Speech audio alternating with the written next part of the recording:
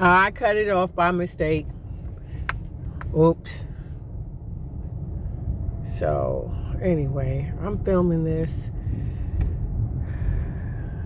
I waved to this white lady with her little dog, and she just looked at me like, "Why are you waving at me for?" So, alright. This sign says Old Beach Road. Now, I don't know why this car stopped here, but, like, they need to move on. Old Beach Road. The early 1800s, this road was known as the Old Beach Road. It went from Old Kings Road to the Atlantic Ocean, crossing Bulow Creek and the Intercoastal Waterway. This was also the original entrance road to Bulow's plantation. Today it looks very similar as it did when Bulow's plantation was in operation. So, let's go.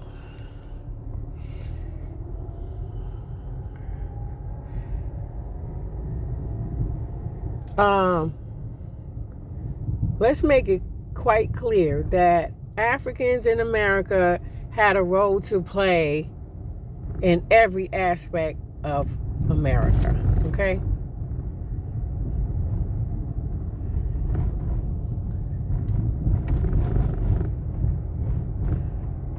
So, like I said, I like history. And it wasn't just Africans in America. It was, of course, the natives. Y'all want to call them Native Americans. Look at this place. Speed limit 15. So anyway, you know, the Japanese had their role to play, the Irish in America, so many different cultures, right? And a lot of things are not in books, y'all. So if you have kids, it's your business to find out your history and teach your children.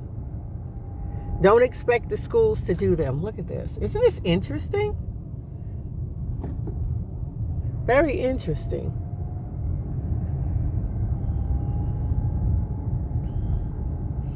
And I'm glad I chose a cloudy, cold day to do this. I really am.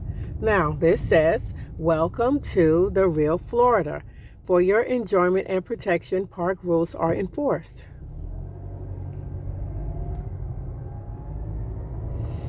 This is cool, y'all. This is cool. Yeah. So like I said on the other video, which, you know, that will be part 1. This is part 2 because I hit the stop button by accident. This park is closed on Tuesday and Wednesdays. And it is located off of 100. What is this? Florida State Parks, and you could park here. And there's a hiking trail over there. But we ain't hiking. Park closed Tuesday and Wednesday. Open 9 a.m. closes 5 p.m. That's 900 hours to 1,700 hours for you military folks. And it says share the road. Yeah. So it's important to know your history, y'all. Even though my people are from, this is the park residence, authorized entry only. So even though my people are from Jamaica, you know, it's all the same. It's all African. It's just you've been dropped off here and you've been dropped off there. That's it. Okay, so here is where I will put some money in. Hold on.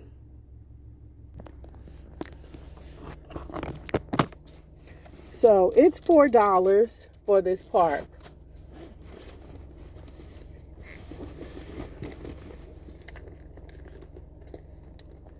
So I got 3. And I got another one.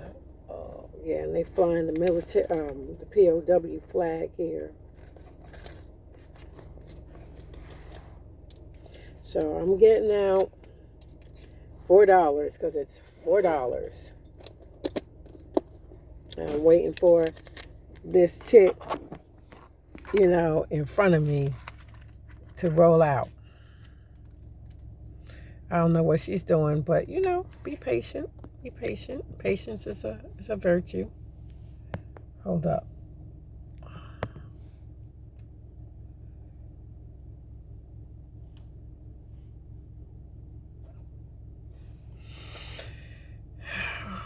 This chick climbing back in the car. POW flag.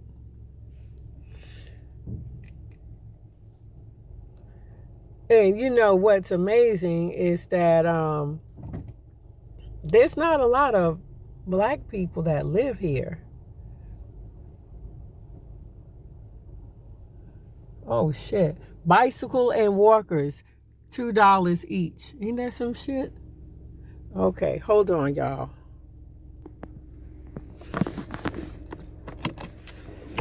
There's an envelope and all that good shit. Ugh.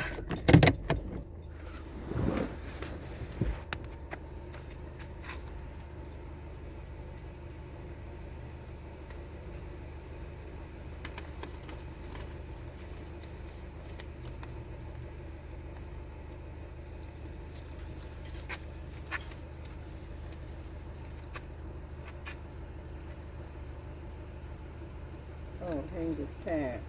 Oh, my fucking stuff.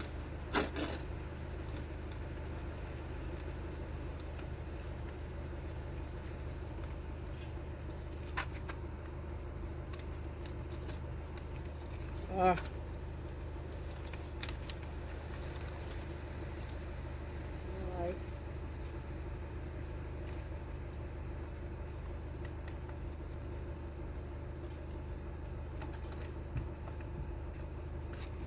God, let me pull this shit forward. Yeah, I curse a lot, y'all. Y'all be alright. Pull this forward.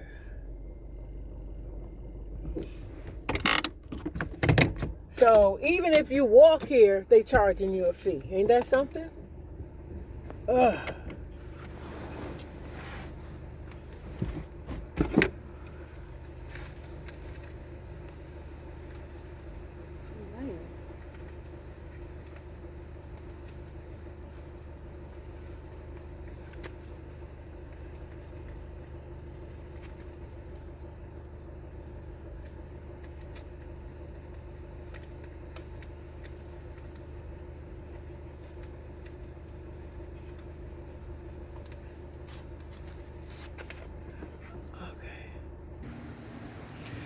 All right, I'm back. Let's take this all in, okay? So I just want to show y'all something.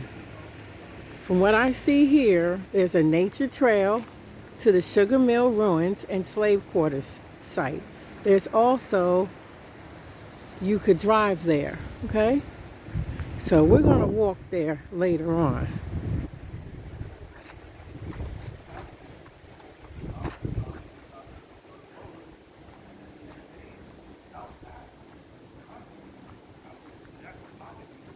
So this is the Bulow Plantation House. Okay, this is a representation of the plantation house that once stood here. The house was built in 1821 and completely destroyed during the Second Seminole War in late January 1836. Good. I just had to throw that in there. The house was once visited by naturalist John James. Yeah.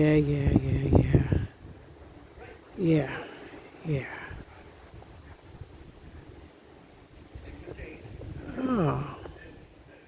There are sherds and other artifacts on display in the Interpretive Museum at the Sugar Mills Ruins.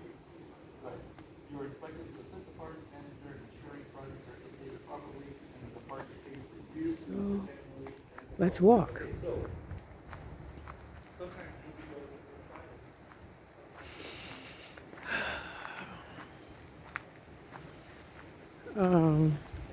What is this? This looks like a little pond.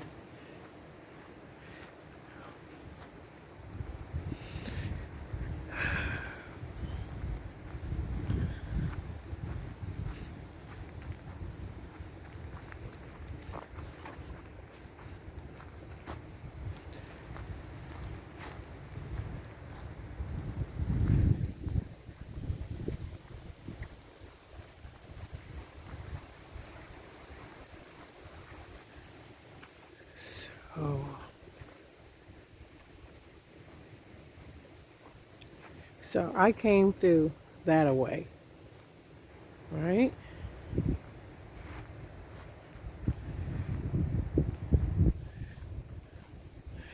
Boat slips.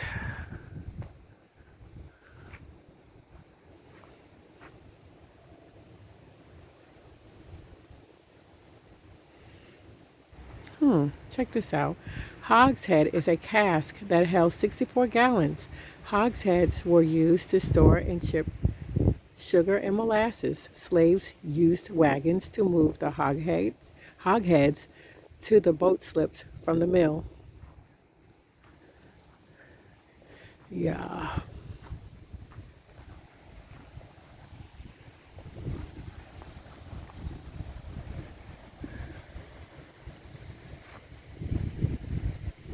Interesting, huh?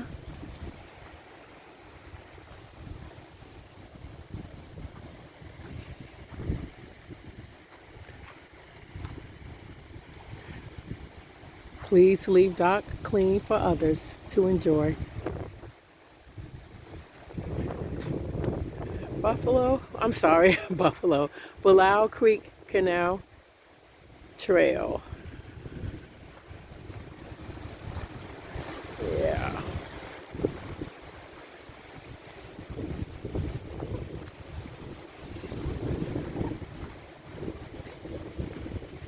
Look, let me tell you something. This is how I feel. It's good to know your family history. What this says.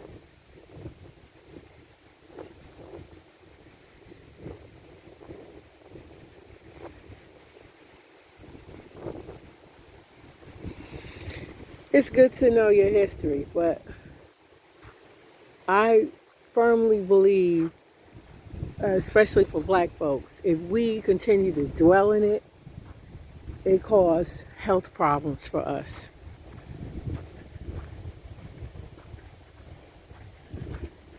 That's my firm belief.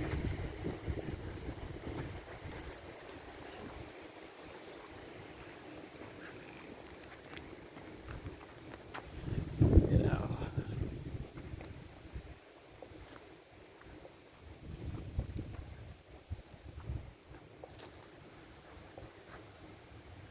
The view across the creek would have been of slaves working in a rice field. The view to the west offered green open fields and of over 40 slave cabins encircling the house. Yeah.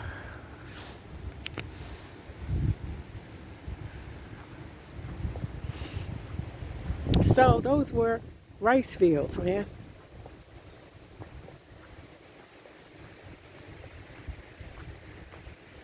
And that's the thing is that there's not a lot of African Americans that live in this area.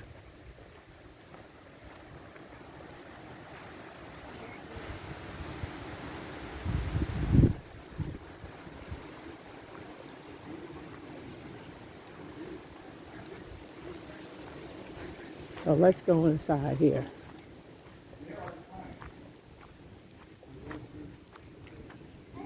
Hi. Can I go in or you guys? Okay, thank you. I'm filming. Do you mind? Okay, thank you. How y'all doing? Good, how are you? Great, great. All right. I guess they're park rangers. But anyway, the seasons of Bulow Creek. Yeah. Now, if you guys looked at my upload yesterday, I showed an egret. That's it right there.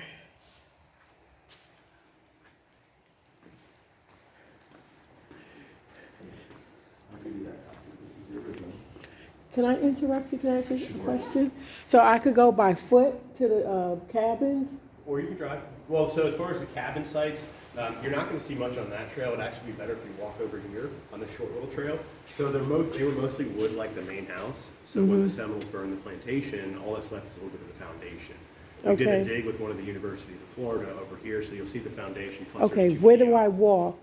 Oh, you said I could drive. You can, so to go to the ruins, you can drive that loop or walk it. It's a quarter mile, and then you'll just come out over here. If you want to see the cabin site, you're actually going to go right back to this corner over here. You'll see a kiosk there, and then there's like a short little 100-foot trail that dead ends at the cabin site. Okay, so I could go either way. I'll see it. So the cabin site, the best way is to go over here to see that one. You'll go right by one here, but you're not going to notice it because, again, it's just going to be some scattered coquina on the ground. Okay. There won't be a kiosk or a sign there showing you which one it is. Okay, so I'll just go out and go over there in that corner. And then if you want to drive to the ruins, you're more than welcome to. Yeah, I'll do that too. But completely up to you with the weather and everything. So yeah, you can come this way and I'll show you right where the... Okay, I'll try not to get you on film because your privacy. No worries. So for the cabin site, and careful right here with that Yes, ledge. thank you. So there's a little kiosk right behind that big tree. You're gonna see the little roof. There you can read about it, and then the trail is right behind it. Thank you and so much. that's just to get to the cabin site, then come back the same way, and then drive to the ruins. Okay, thank you. Have a good one. All right. They're like rangers, forest rangers, or, park rangers, I should say. Wow, I'm glad I spoke to him because I did not even see this. So let's look at this, y'all. Indigo production. Vats and drying racks were used for the production of indigo. The vats were large, holding up to 2,000 gallons of liquid. The stems and leaves were cut and laid in the larger vat. The stems were covered with a urine and water mix and left to soak. Wow. The liquid darkened to a gold or olive color. After 8 to 12 hours, the liquid was drained into a lower vat and lime water was added and the liquid was violently beaten. This added air to the fluid, turning it blue. Wow. The indigo settled to the bottom of the vat as a sludge. After a few days, the clear water was drawn and the residue of indigo was scooped into linen bags and hung to dry. Wow, I didn't know that. Did you guys? So come on, let's walk.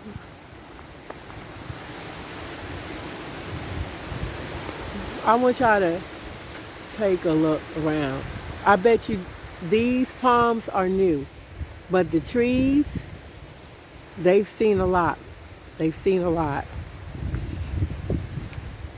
Look at this, slave cabin area. The slave cabin sites evidence of the life of enslaved Africans and their forced labor that built and operated this plantation.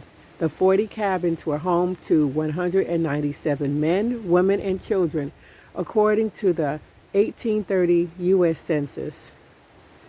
Cabins were arranged in a semicircular pattern centered around the main plantation house. Many of the plantation's buildings, such as the stables and kitchens, were within the quarter-mile arc of cabins. All right? Like I said, y'all, it's good to know your history, but if we keep dwelling in it in a negative way, we'll have heart problems. That's why we have the health problems we do. It's passed on. So let's look at this.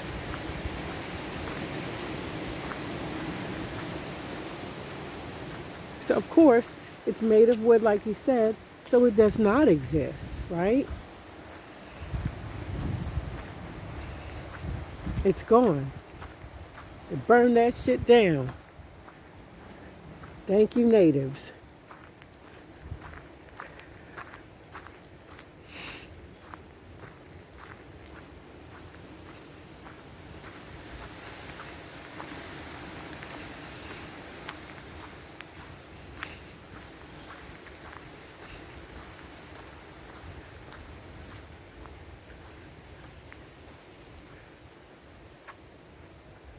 So we're going to go and we're going to drive to the other area.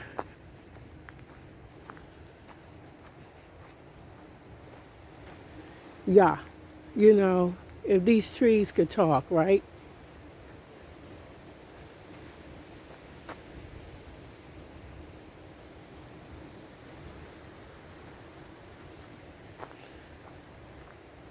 You guys got to remember something. We stand on the shoulders of our ancestors. Remember that. That's why we have to do good and be good, because that's what they want.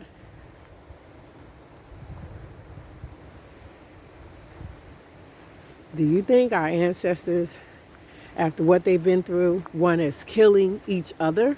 Nah.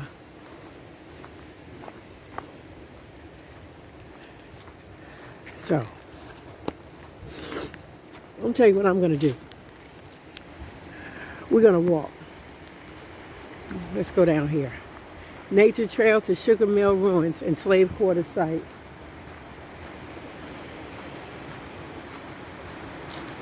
How you doing? Whoopsie. Sorry about the finger, y'all. It is what it is. You know, Omonike does not. I don't know how to edit. I'm going to have to learn later on. But right now, no. What you see is what you get. Yeah, so even though it's a little cold, I have my jacket on. I have my jacket on and all that stuff. I'm good. And I decided to get out. So that's the thing, what I'm trying to tell you guys and show you guys. There is so much in the United States of America, in your area, that you can do outside. And you don't have to worry about getting the virus and all that mess.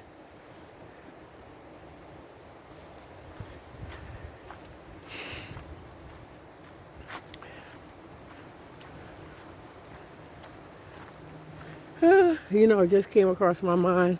I should have brought some white rum and poured it on the ground for the natives and the Africans.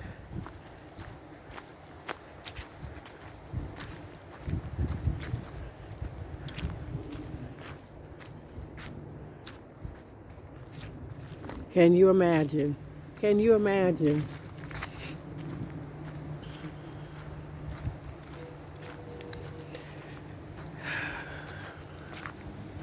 This is why, y'all, I make videos, because I'm trying to enlighten people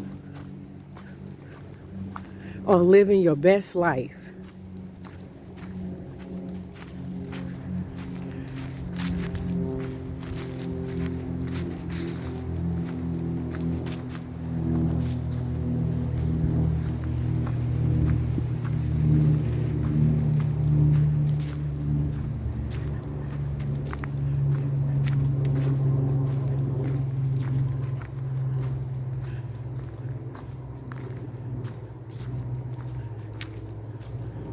Hell, I'm like, where am I going?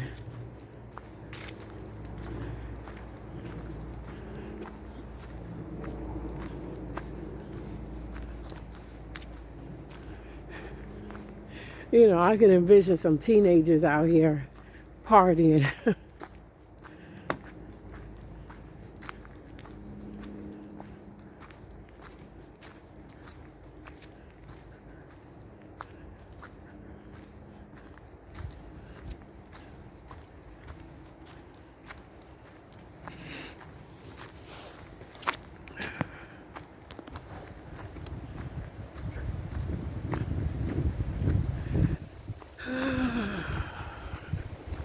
Yeah, guys, we got to do better with our health. You know, our health is our wealth. Oh, coming up on the sun.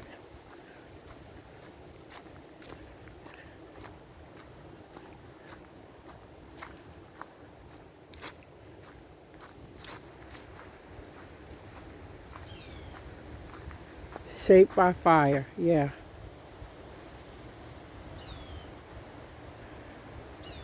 Prescribed fire is a tool park staff use to mimic the natural forest fires which once occurred across many Florida habitats. Yeah, they do.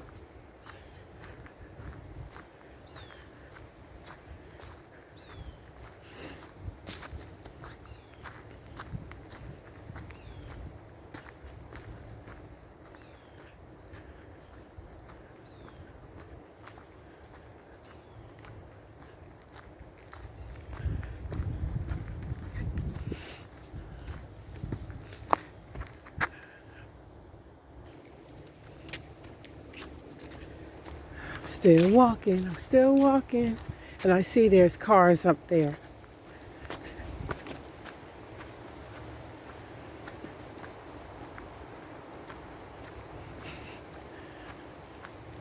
So my thing is, right, is to think about our African ancestors. And I believe that they guide us. So my thing is, how can I make them proud? All the shit that they put up with. And this is not just my African ancestors, but this is for anyone who is viewing this. Oh wow, we're coming up on it.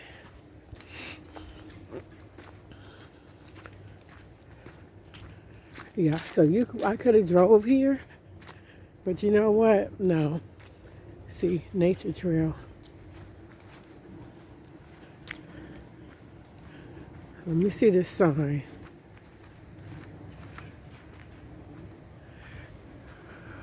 Notice, Florida law prohibits digging or removing artifacts. We won't do that.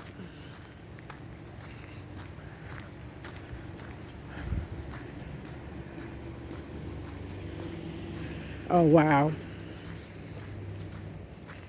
Oh, wow. So this looked like it was the damn plantation, right? Sugar production in East Florida.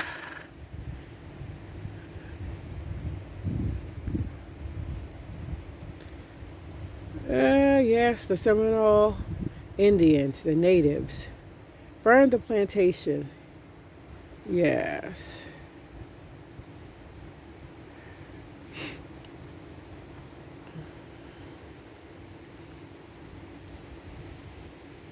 Okay, let's walk. Wow. So let's take this all in, shall we?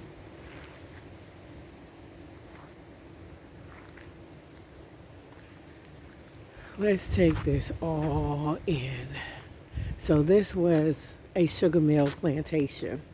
I remember living in Daytona Beach and they had a sugar mill plantation there. So this is the Bulau sugar mill. This was the largest sugar mill in Florida. It was operated by Charles Wilhelm Bulau.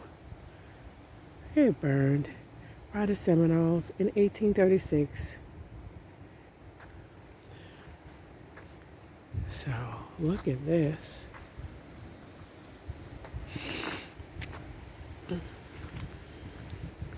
Driven by sweat and steam.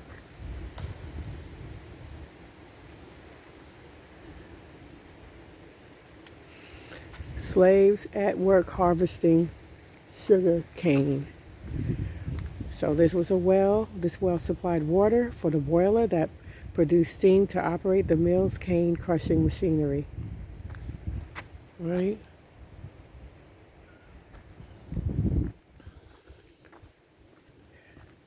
So anyway, there's a lot of things that, you can take your family, especially if you're homeschooling. Look at this right here, okay?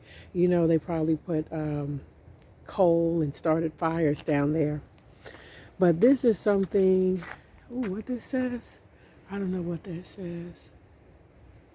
But this is something, if you are homeschooling, you can take your children to teach them history, because it is up to us to teach our children, not to anyone else, to teach your history.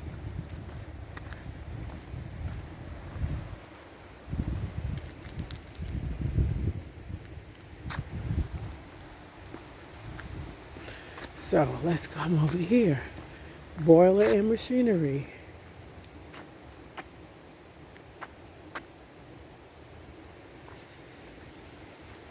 Sawmill. A sawmill 18 feet beyond the sign was run by the same steam engine as the sugar mill when sugar was not being made.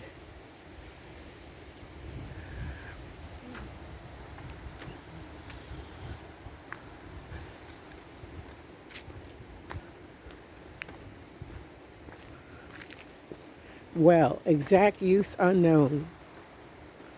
Who knows? How many bodies have been buried there? How many children thrown in the well? I'm just saying, y'all. I'm just saying. I'm not trying to get anyone angry. Because like I said, the anger, what is it going to do? It's going to hurt you. Look at that tree.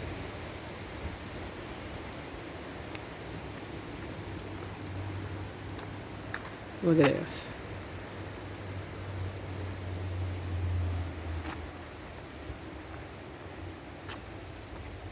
Cane juice. Cane was placed in a conveyor starting here. The conveyor, about 3 feet wide, lifted it to the roller crushers on the second floor. The juice ran into settling vats. The crushed cane, called the bagasse, came out the opposite side of this building and was hauled away in carts by the slaves. Yes, I added by the slaves. So look. Oh, I was walking away. Look at this. Cooling vats, battery kettle, syrup kettle, flambeau kettle, proper kettle, grand kettle.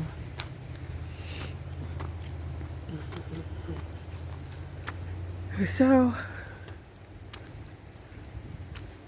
never feel that, your ancestors didn't have any contribution. Okay?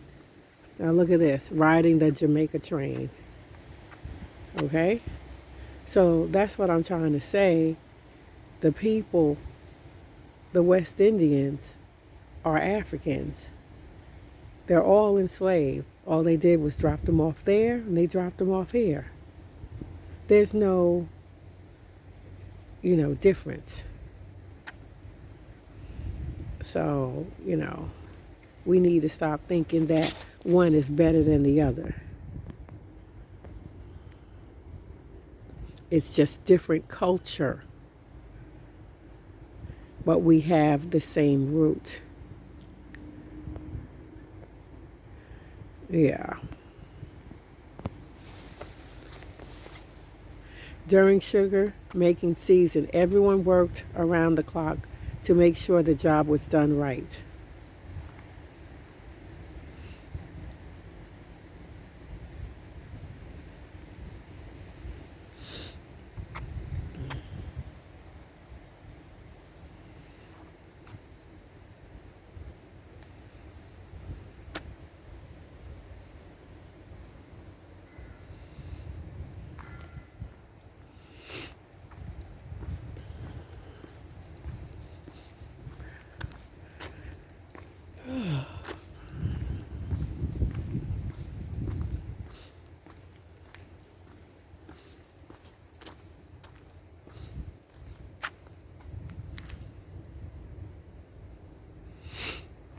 So there's a lot of things that touch this model of hoghead.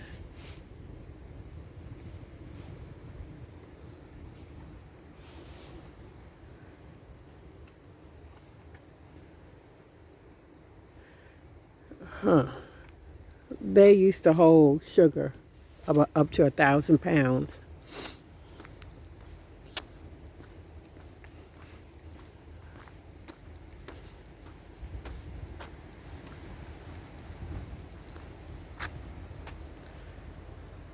Yep. Interesting, right? So let's go to the slave quarters, shall we?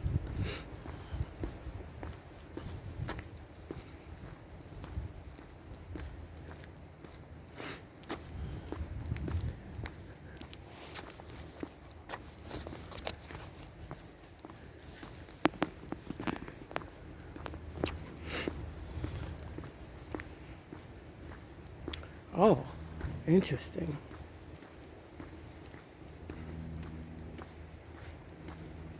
So these are the things you can do outside that are educational with your family, right? Outside so you don't have to worry about any viruses or any of that crap. So let's look. The sugar kettle was used by Paul Graham, Ranger Bundy's grandfather, from 1880 to approximately 1954 in Lake City, Florida.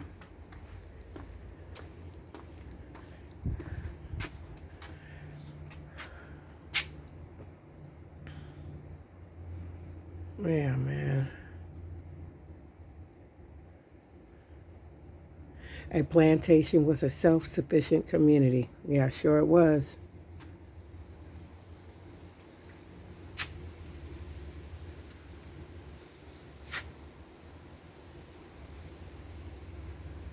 Okay, the number of slaves on Bulau's plantation is said to have been around 200. Let me see, 200. They were housed in 40 framed and shingled whitewash houses arranged in a semicircle. Yeah, sure. Okay, so 200 slaves in 40 cabins, right? I'll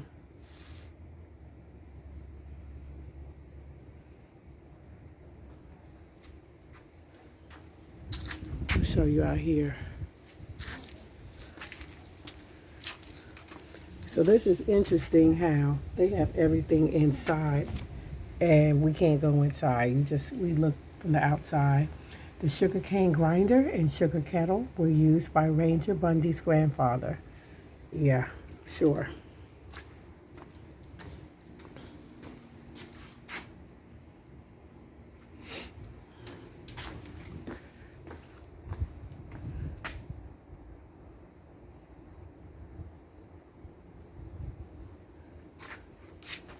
What this is? Oh, that's a service road only. Thank God I got my glasses on. Oh, Bulauville, the story of the land. Yeah.